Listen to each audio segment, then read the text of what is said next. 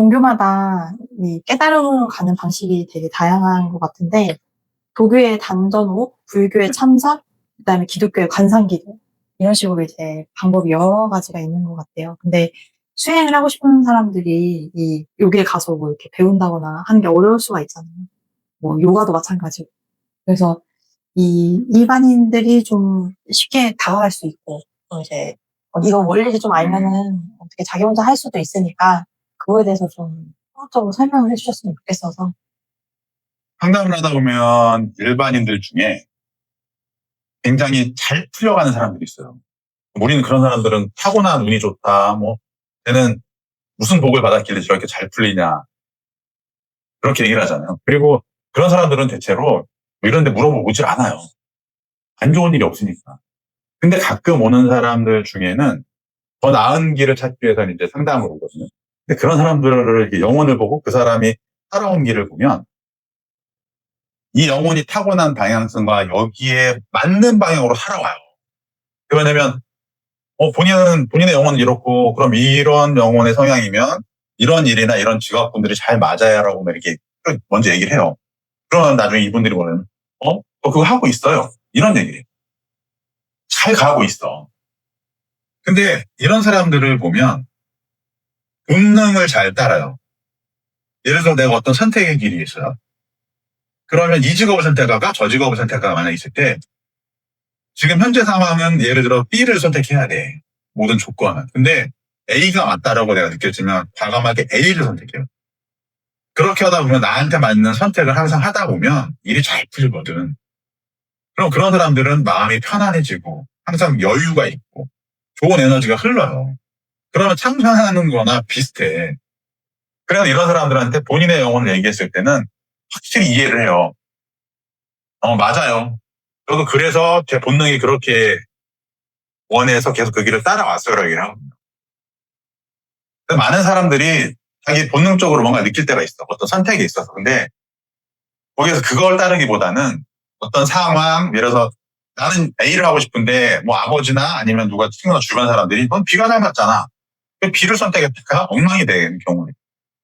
그러니까 근본적으로 이 수행이라는 것도 내가 살아가는 과정에서 뭘 배우는 거란 말이에요.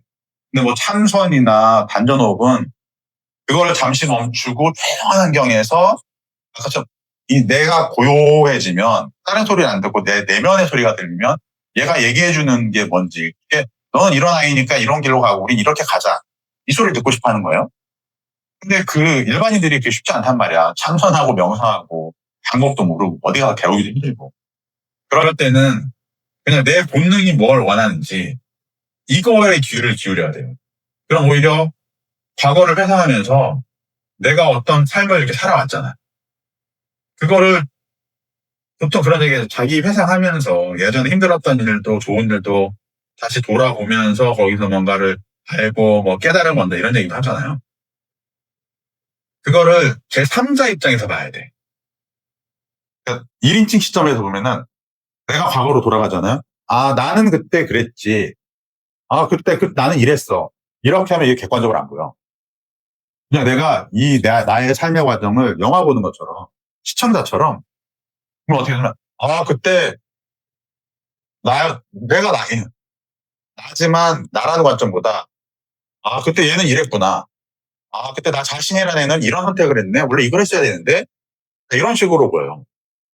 그러면 내 본능은 어떤 걸 원했는데 그때 내가 이런 선택을 함으로 인해서 이게 잘못됐단 말이야. 그럼 다시 생각하는 거지.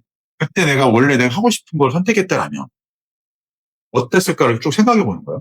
그러면 왜 이걸 선택하게 됐을까? 왜 난 이걸 하고 싶었을까? 역추적을 하다 보면, 그래, 나는 원래 이런 걸 좋아해. 나는 이런 걸 하고 싶었고, 어릴 때로 돌아가게 돼요. 그럼 그게 결국 내 영혼이 원하는 방향성은 어릴 때 많이 알아. 어릴 때는 내가 순수하고 내 생각과 내 자아가 발달이 아직 안 된 상태이기 때문에 내 내면의 소리에 많이 따라간단 말이에요.